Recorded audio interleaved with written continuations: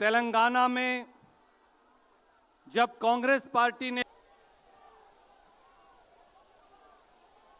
जय कांग्रेस।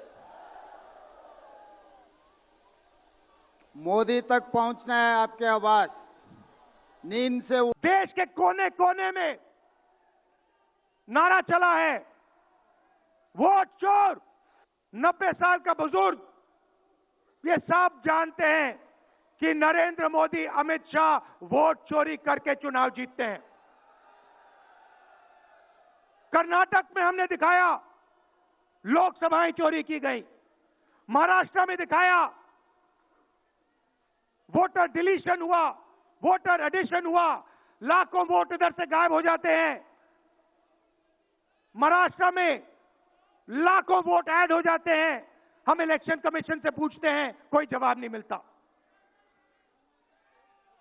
मगर शायद टाइम लगे, देखिए शायद टाइम लगे, मगर हिंदुस्तान में सत्य की जीत होने वाली है। और अमित शाह जी, मोदी जी, जितने भी आपको भाषण देने हैं आप दे दीजिए। अंत में इस देश में सत्य की जीत होती है।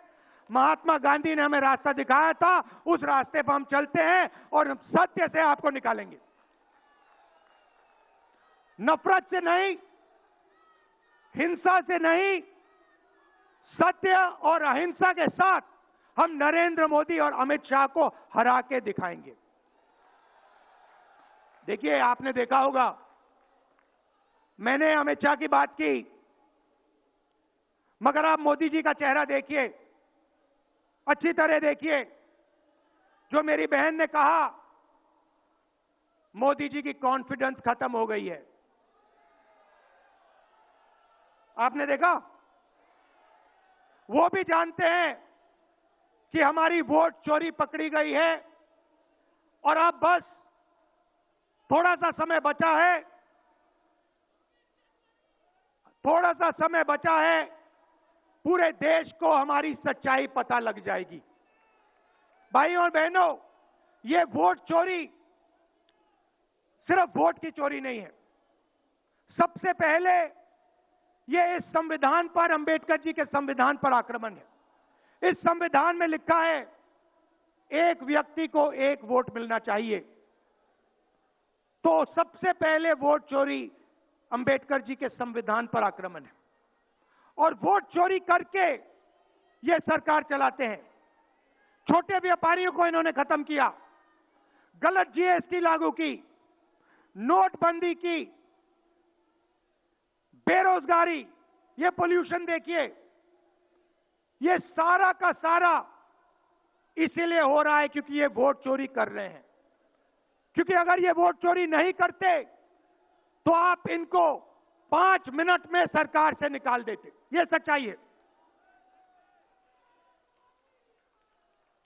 भाइयों और बहनों, मैं कांग्रेस पार्टी के कार्यकर्ताओं को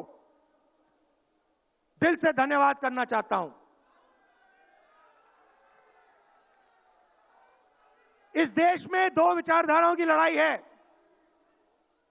एक आरएसएस की विचारधारा, जो मोहन भगवत जी ने कहा, जो सत्य के खिलाफ है और सत्ता के लिए कुछ भी कर सकती है।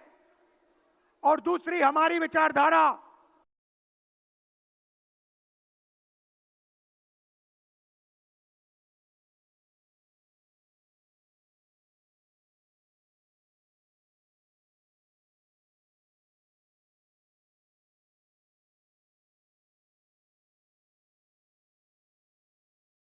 असत्य और वोट चोरी है।